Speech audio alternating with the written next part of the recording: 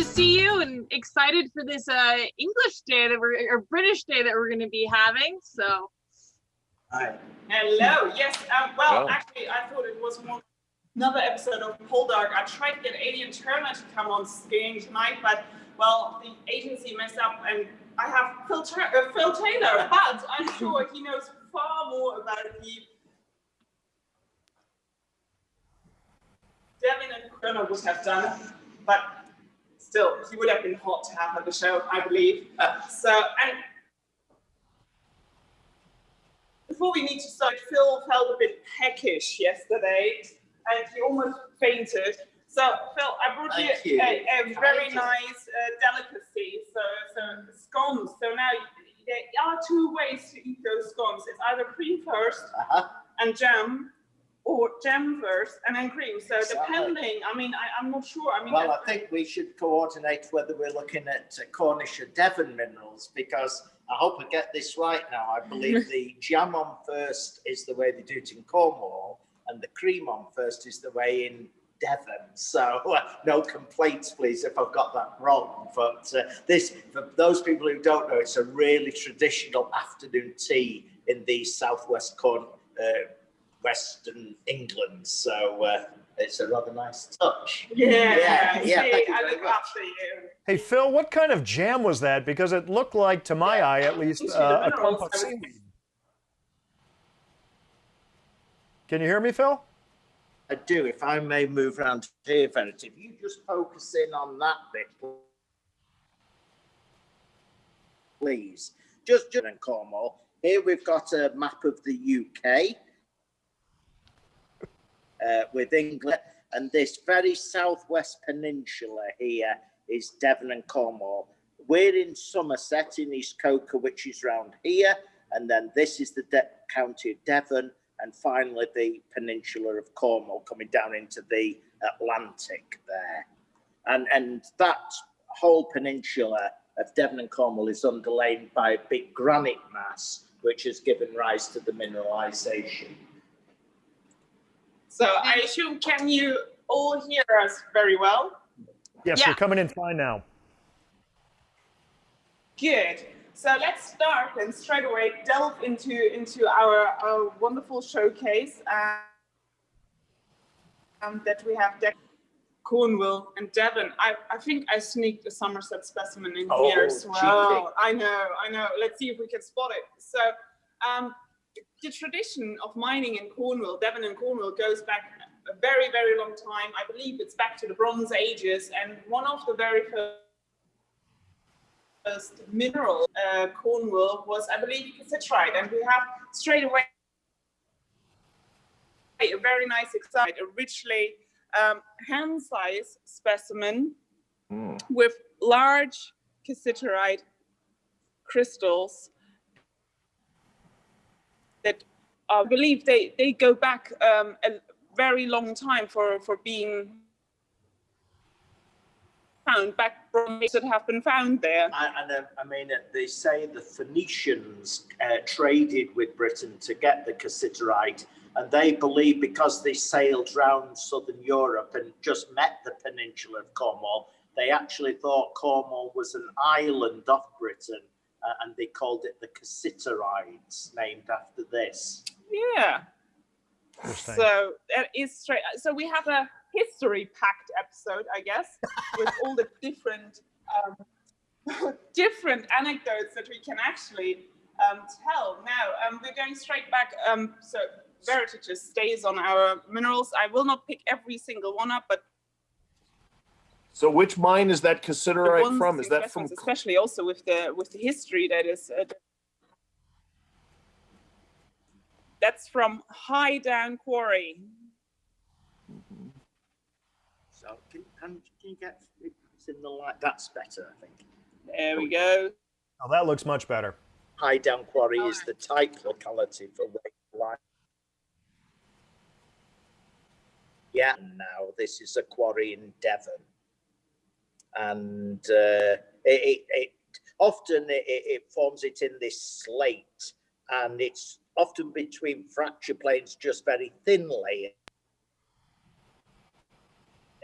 but if it forms the lovely three-dimensional sprays of the Waverlite, and it's quite superb, really. Well, it's really interesting because these are unusually intact, those spheres, because normally, as you see, it's sort of broken open nicely intact, those unbroken spheres. Yeah. Cool piece. One of our next specimens, and I think that is also one of the, so there are many mines in Devon and Cornwall, and one of the mines that also Ian has been very much involved in is the Hamilton project, so tungsten project that he was involved in. And when he did this, what they find was Scoridites. So here you have Scoridites. Obviously, some of you might be familiar with the Sumap Scoridites, probably the most famed ones. But here you see those nice pale blue crystals of Scoridite from the Hamilton mine. And it produces Scoridites in quite a range of colours, from, you know, green ones, which people will be familiar with, to much more vivid blue than this as well. But it just a nice spectrum of colours is superb, really. But not only tungsten, tin, and copper minerals, we have also fluorites that can be found in Cornwall. We have here a rather large example of a fluorite, sort of a palish, I would say almost bluish green color with the edges slightly purplish. Level 15 of real jane. Now there's another interesting fact. A lot of mines in Cornwall are called real jane, real Marianne, real Gorland, and wheel actually is meaning not a mine, it is going back and means actually a place of work. So the wheel in front of a lot of those mine names was usually referred to as place of work. And again, I think a lot of viewers will be familiar with Wheel Jane. It's near Truro, the mains of the city in Cornwall. And Wheel Jane was reopened in the, I think it was the early 1970s, and reoperated for about, I don't know, I'll say about 15 years or so, and producing tin covered during that period of operations again. So it produced some lovely specimens, Wheel Jane. And I must just point out too, although Britain seems so rich in fluorite, good crystallized fluorites are not that common in Cornwall. They're more of a scarce thing, funnily enough. Yeah, and since we have this really nice specimen and example, here's another one. Oh, I'm sorry. Let me just get this out there real quick. For those of you watching, go ahead. When you say wheel, it's not like the wheel on a car. It's W-H-E-A-L. I think sometimes it may be spelled differently, but it is with an A in there.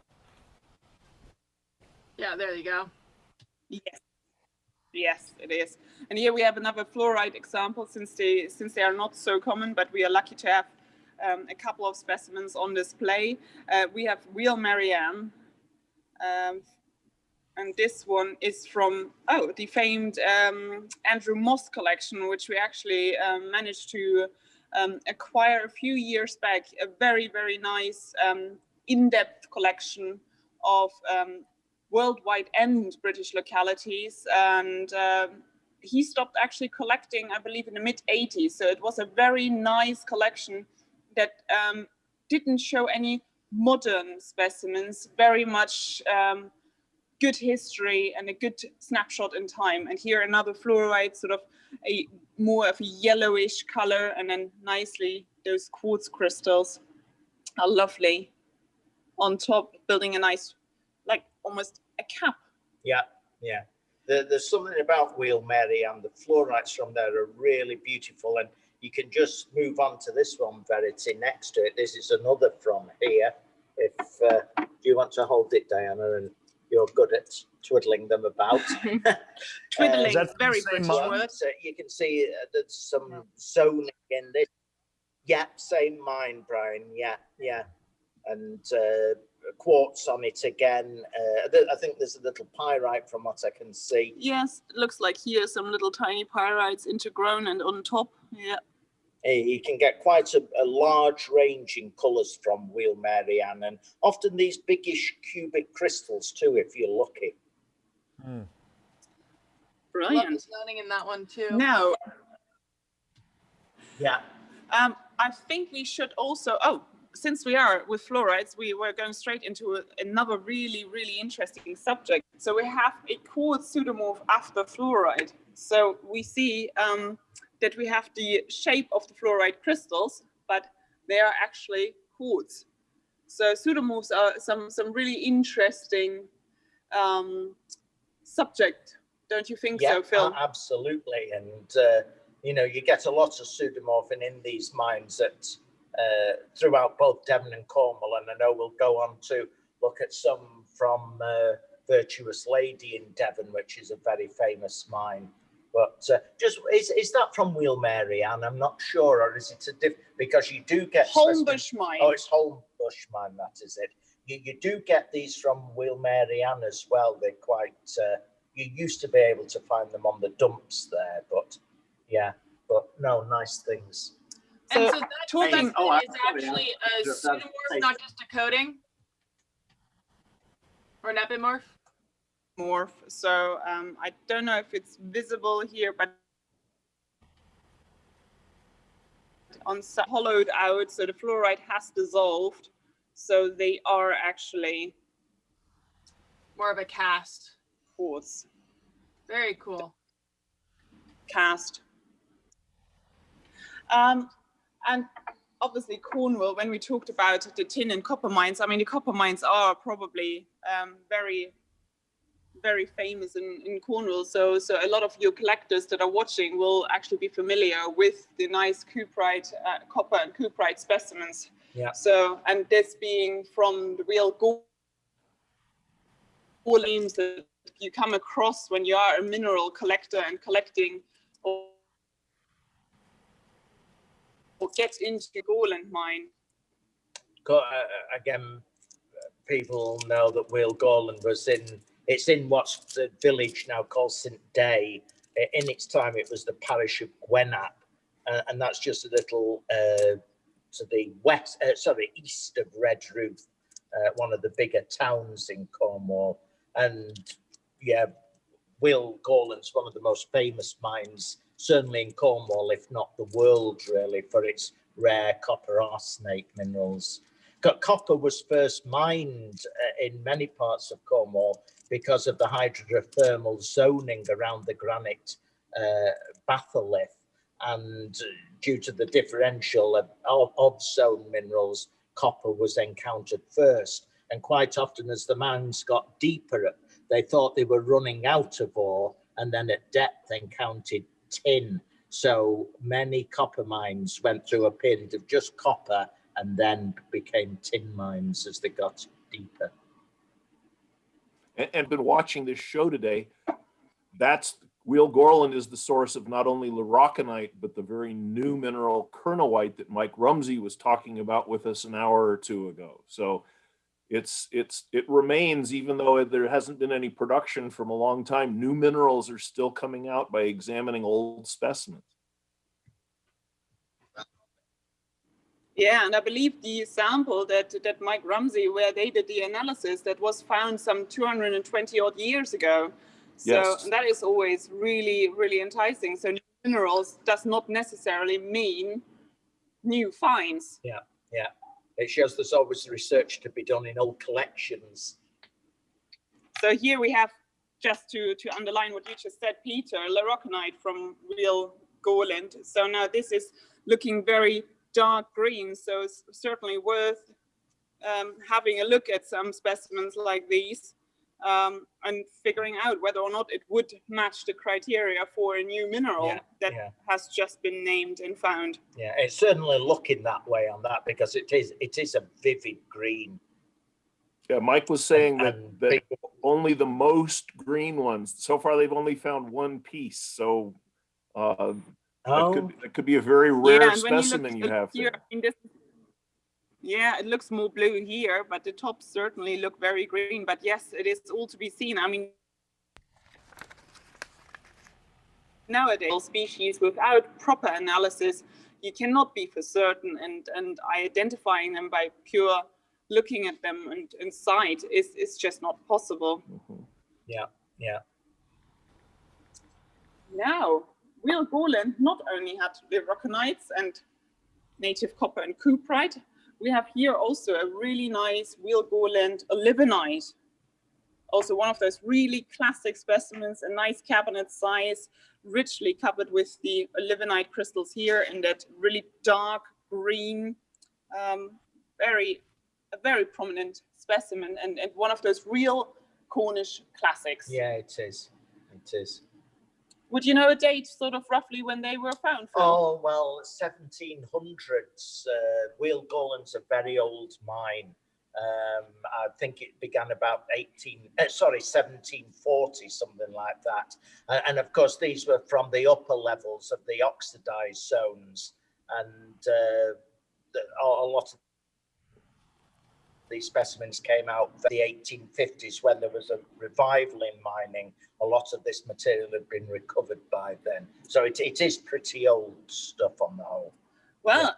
And staying in the 1800s, I believe that is also when these wonderful siderite epimorphs, called also lady slippers, were found from the Virtuous Lady mine. So one of those real intriguing specimens I always find, especially when quite a thing for the posher upper class ladies to have tours down the mine, and they explained in very simple words how the ores got into the mine by telling them that the elves would carry the ore into the mine, and since the muddy grounds would leave their footprints and all of their shoes that were shaped like eight ones came to be. So breaking it down for a very simple mind, I guess, at that time. And then again, a lot of these things were believed at the time when they didn't understand how they were formed. I think that is a much more enticing explanation, though. Oh, definitely. So, yeah. And I mean, miners truly believed that there were like pixies and goblins lived in the mines at the time. They truly believed that. Tommy knockers. Yes, exactly. Exactly. Yeah. So I saw a price on that specimen. Looks like it's $1.50 on the back there. Yes. Yeah. That would have been £1.50. Excuse me.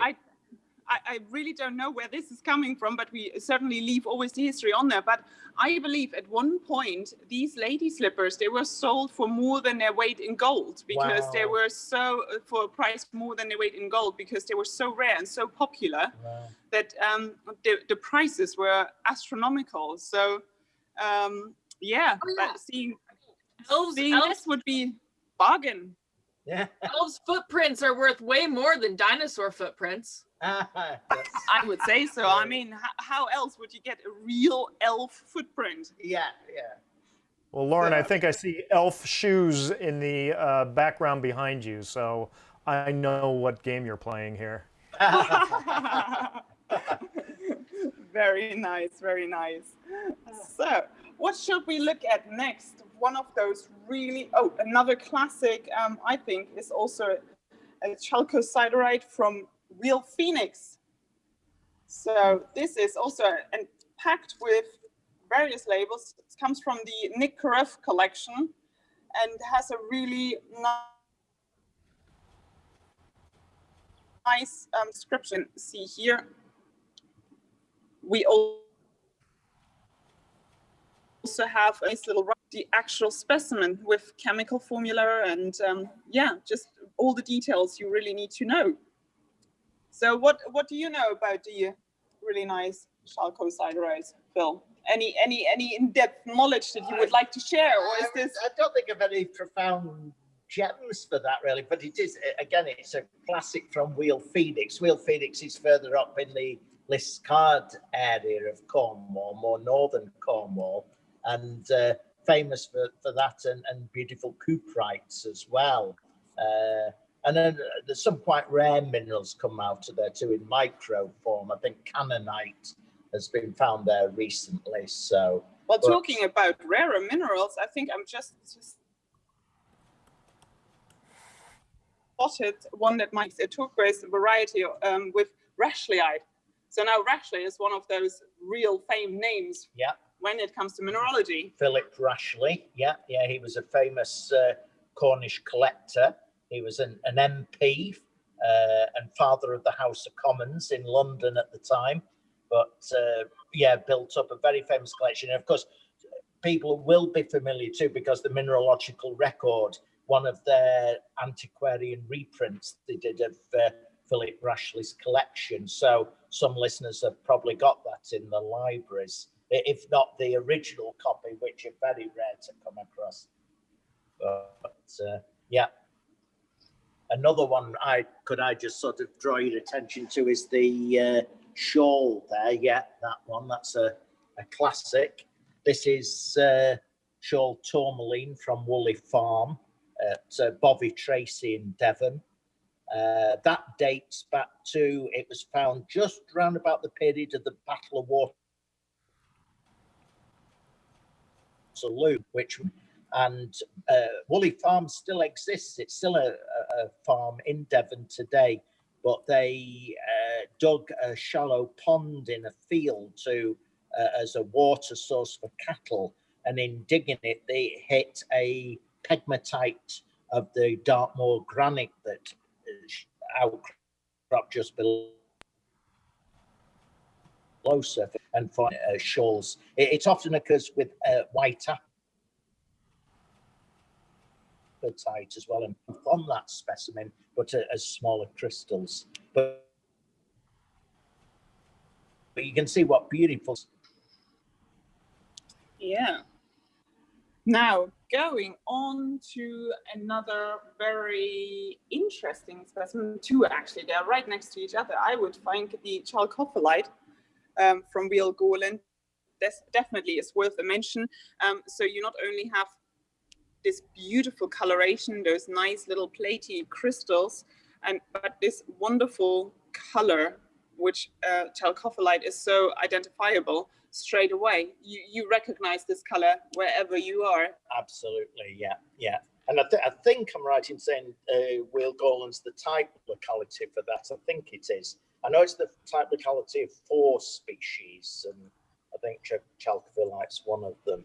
And I think this is one of those really wonderful specimens, as you can see, that has been sold by Ian to a collector, and then has passed through various collections until we were still in old Crystal Classics, when Ian and Crystal Classics were located in Devon, where he started, and that is quite interesting. So obviously it has been around the houses quite a bit, and it came back to Crystal Classics. I believe not once but twice, in fact, which is quite nice to see. Hey, just while you're putting that one away, Dan, and I'll show you. This is one I always think is a lovely thing. It's all it is goethite, but you can see how beautifully it's crystallized in these sort of radial sprays in this matrix. And this is from it's called Resmorel Royal Iron Mine. It was just called Resmorel Iron Mine at one time, but Queen Victoria and Prince Albert paid it a visit one day, and he actually got a sledgehammer and tried breaking some of the rocks there. And when they left the mine, they were given a very loud cheer by the miners, and as a reward sent 50 guineas to be distributed amongst the miners, which was a lot of money in those days. So that's the history. And after that, it adopted the royal title to the mine name. But I just think, I know it's a common mineral, but I just think it's a beautiful specimen. That is a real good example from that mine. And a great story too. Another really intriguing. Yeah. Nice specimen of bismuthinite with chalcopyrite. So chalcopyrite, bismuthinite crystals, and very ruggy indeed. Almost like a sandwich, where you have the the bismuthinite crystals really holding the roof, so you can have your own little cavity. Yeah, I think that's so lovely. I think it looks like a little cave system. Yeah, really. Definitely. It's a beautiful thing. So location on this one is Fowey Consols, and now there my English does not really. Fowie, it's Fowie consoles. It's pronounced. Yeah. There you go. Only You a were true close. You were very close. Oh, a few more wine and I will be fluent. but you're talking Cornwall, and Cornish is almost incomprehensible. Well, you can only speak it properly with a mouthful of Cornish pasty, I believe. And a pint of Nuki ale or Scrumpy. Yeah. Probably. Yeah. That's something just I'm imagining Cornish pasties. I always remember when I went once on the Kiwinor week at the copper mines there, and I was delighted to find that they serve Cornish pasties there because a lot of the Kiwinor miners came from Cornwall at one time. So. And I believe so did actually miners from Saxony, because when they started mining in Cornwall, there were no experts around and they didn't really know where to start. So they had to actually get miners from Germany. And I believe Saxony was one, miners from Saxony were one of those real experts that they got in order to establish mining methods down in Cornwall. Exactly, you're quite right. And next week, when I'm not sure which day it is, but we're doing a North of England minerals special where we'll look at some of the ones from the Calbeck Fells. And I know Queen Elizabeth I in Tudor England had Saxony miners brought in to the Calbeck Fells area too. But we can speak more about that next week. Yeah. We should. We definitely do.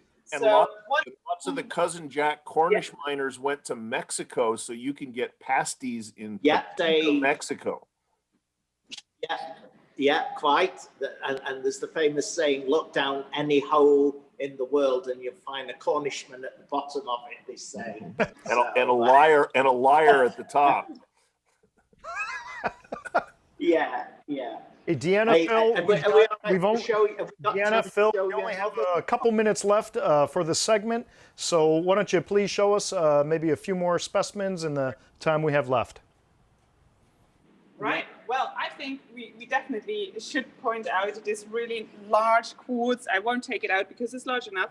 So we are talking probably 25 centimeters at least across. This is a really nice quartz with bornite and chalcopyrite. So there you have the bornite is here as verity, if you can zoom in. So we have the bornite crystals here, the grayish ones, and the chalcopyrite, obviously the typical coloration here. So lovely specimen from Caradon Mines, St. Clair. Again, that is from the peninsula. Liskeard, did you say? Yes. Yes. So, I love those bornites. Yes, yeah, very nice. And since we have those bornites, we also have obviously a small little specimen from Carnbray. Carnbray, yeah. And Carnbray is it's a little offshoot of the Carmenellis granite between Camborne and Redruth. And the Carnbray mine produced some fabulous bornites. And this one is really especially cute, how it's perched on top. So it's very nice, almost like hanging over. So I assume this would be the proper way to put it upright as it is grown. But yeah, it's absolutely adorable. It looks like a little like caterpillar climbing over a leaf. You want to show the pyromorphite? Just quickly squeeze this in because another famous locality, Wheel Alfred in Cornwall, that's very fair. You don't get a lot of pyromorphite in Cornwall, but this is the sort of classic place for it, and that is a beautiful specimen. Yeah, nice apple green. Yeah, lovely then. That is quite lovely.